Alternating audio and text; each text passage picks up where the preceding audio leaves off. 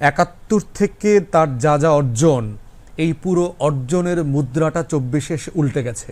দিল্লির যে মাইন্ডসেট, বাংলাদেশের জাতি, জনগণ এবং রাজনৈতিক দলকে খুব ভালো করে বুঝতে হবে।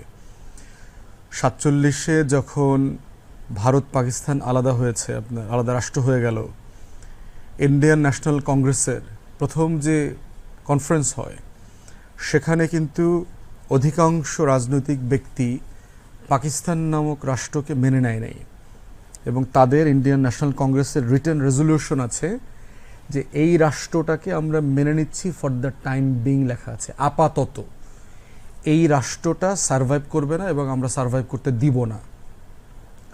দিল্লির এই যে নেহেরু ডক্ট্রিন বলে, অথবা ন্যাশনাল কংগ্রেসের যদি আপনি পলিটিক্সটা দেখেন, অথবা হিন্দুত্ববাদীদের বিজেপির রাজনীতি দেখেন, এর টোটাল পলিটিক্সটা হচ্ছে সে নিজেকে একটা তিমি মাছ মনে করে। সে মনে করে যে আমার সাগরে, আমার চারপাশে আর কোনো মাছ থাকতে পারবে না, সে সবাইকে খেয়ে নির্মূল করে দেবে। প্রতিবেশীদেরকে নির্মূল করতে গিয়ে যেটা হচ্ছে, সে কিন্তু টোটাল এই মহল্লাতে আইসোলেটেড হয়ে গেছে।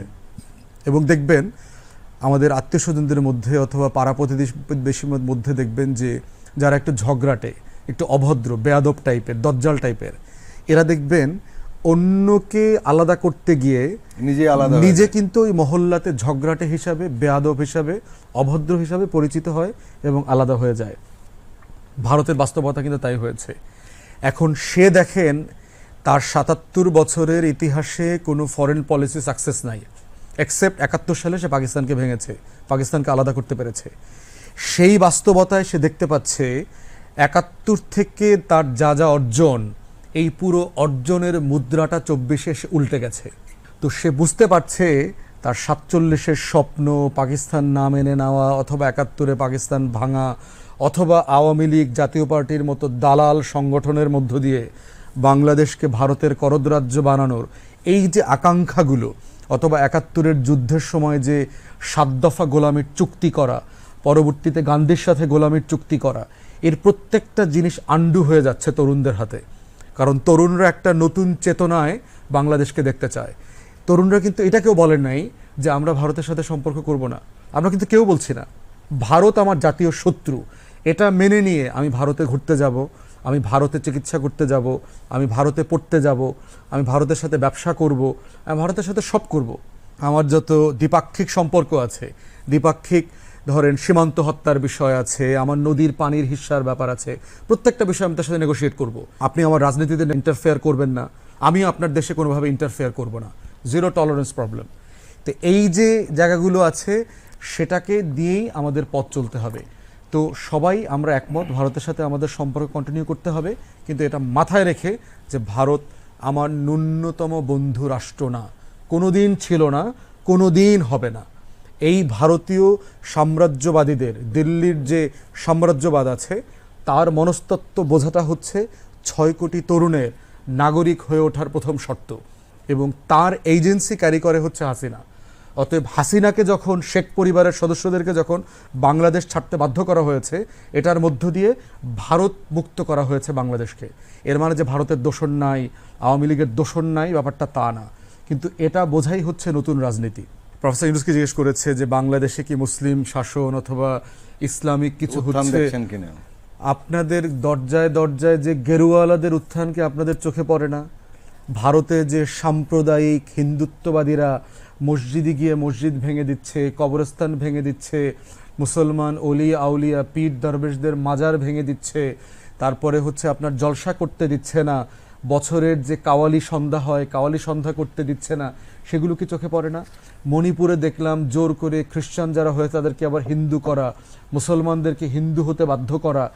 এরপরে হচ্ছে মুসলমান ছেলেরা যারা হিন্দুদেরকে বিয়ে করছে, সেগুলোকে আপনার লাভ জিহাদ বলে আইডেন্টিফাই করা, ৩ তালাক ব্যান করে দেওয়া, এই যে সিভিল কোডের নামে ইসলামী শরীয়তের যে সম্পত্তি মানে ভাগ বাটোয়ারা করবার যে আইন, সেগুলোকে নিষিদ্ধ করবার চেষ্টা করা, এই প্রত্যেকটা জিনিস যে একটা ইসলাম বিদ্বেষী জায়গা থেকে আপনারা দেখছেন, সেটা কি তারা বোঝেন না? তাহলে আমার দেশে আমার কালচার, আমার মূল্যবোধ কেন থাকবে না? কেন এখানকার মুসলমান জনগোষ্ঠী তার মতো করে চলতে পারবে না? এখানে ইসলামের উত্থান কোথায় হয়েছে? এখানে মুসলমানরা থাকবে না? এখানে মুসলমান দল থাকবে না? ইসলামিক দল থাকবে না? এখানে তাবলিগ জামাতের মতো সংগঠন থাকবে না? তাবলিগ জামাতকে ভারতে নাই? এখানে ভারতে কি পুরোহিতরা বড় বড় সমাবেশ করছে না? কয়দিন আগে তো আল্লাহ রসুলকে নিয়ে কটাক্ষ করেছে ভারতের পুরোহিতরা। তাহলে সেই জায়গাগুলো কেন তাদের চোখে পড়ছে না? আমাদের বক্তব্য হচ্ছে হিন্দুদেরকে নিয়ে দয়া করে রাজনীতি করা বন্ধ করেন। দিল্লির এই সাম্প্রদায়িক রাজনীতি বাংলাদেশে হিন্দু জনগোষ্ঠীকে কিন্তু অনিরাপদ করে তুলছে। কারণ তারা আসলে 2-4-5-10% ছাড়া অধিকাংশ হিন্দু একেবারেই সাধারণ মানুষ, আমাদের মতো রুটি রুজি, লেখাপড়া, ছেলে মেয়ে, সংসার নিয়ে তারা ব্যস্ত কাজ করছে। কিন্তু এই যে মতলববাজ সাম্প্রদায়িক আছে, এরা হচ্ছে প্রবলেম। ইসকনের দেখবেন কয়েকজনকে গ্রেফতার করা হয়েছে, রাইটলি গ্রেফতার করা হয়েছে, কারণ তারা বাংলাদেশের সাম্প্রদায়িক পরিবেশ নষ্ট করছে, তারা উস্কানি দিচ্ছে, তারা এমন এমন দাবি তুলছে যেই দাবিগুলো কখনো তোলা হয় নাই এবং যেই দাবিগুলো কখনো পূরণযোগ্য না। কেউ কেউ দাবি তুলছে হিন্দু সংখ্যানুপাতিক হারে সংসদ সদস্য মনোনয়ন দিতে হবে। এটা কি ধরনের গণতন্ত্র? পৃথিবীর কোথায় গণতন্ত্র আছে? আমরা তো ওয়েস্টমিনিস্টার গণতন্ত্র ফলো করি। এটা তো ধর্মরাষ্ট্র না যেখানে শরিয়া ভিত্তিক শাসন চলছে। অতএব মুসলমান পার্লামেন্টেরিয়ান একটা হবে, হিন্দু সংসদ সদস্য আরেকটা হবে। এটা তো একটা ওয়েস্টমিনিস্টার মডেলের পার্লামেন্ট, যেখানে সবাই নাগরিক, সবাই ভোটার, সবাই প্রার্থী পছন্দ করে নেবে। আপনারা কেন আপনাদের সব ডিম আওয়ামী লীগের বাস্কেটে রাখছেন? কেন আপনারা আওয়ামী লীগের ফুটবল হইছেন? কেন হিন্দু নেতারা নিজেরা মিলে আলোচনা করছেন না যে আপনারা কি কি ভুল করছেন, আপনারা কি ধরনের বাটপারি করছেন? এইগুলা নিয়ে যদি আপনারা রিভিউ না করেন, আপনারা যদি দিল্লির ফুটবলের খেলার পাত্র হন, তাহলে বাংলাদেশে আপনারা বেশি অনিরাপদ হয়ে যাবেন। এটাই আমরা বলছি। আপনারা সবাই বাংলাদেশি হিসাবে আপনার অধিকারের লড়াইটা আপনি করেন। যেভাবে ইন্ডিয়াতে মুসলমানরা পাকিস্তান বাংলাদেশের মুখাপেক্ষী হয় না, তারা দেখবেন তার ফাইটটা কিন্তু সে তার মতো করে করে। কাশ্মীরে ভারতের ভিতরে ফাইট করতেছে, আসামের মুসলমানরা ভারতের ভিতরে ফাইট করতেছে, দিল্লির ছাত্ররা মুসলমানরা উত্তরপ্রদেশে তাদের ফাইট তারা করতেছে। আলিগড় আন্দোলন অথবা আলিগড় ইউনিভার্সিটির ছেলেমেয়েরা তার আন্দোলনের ফাইট সে করছে। সে কিন্তু কোনো দেশের মুখাপেক্ষী না, কারণ সে ভারতকে তার দেশ মনে করে। বাংলাদেশের হিন্দুরা বাংলাদেশকে দেশ মনে করতে হবে, ফাইট করতে হবে। মতলববাজ সাম্প্রদায়িক হিন্দু নেতাদের বিপক্ষে আপনারা কথা বলেন, তাহলে যেটা হবে সবাই মিলে আমরা দেশ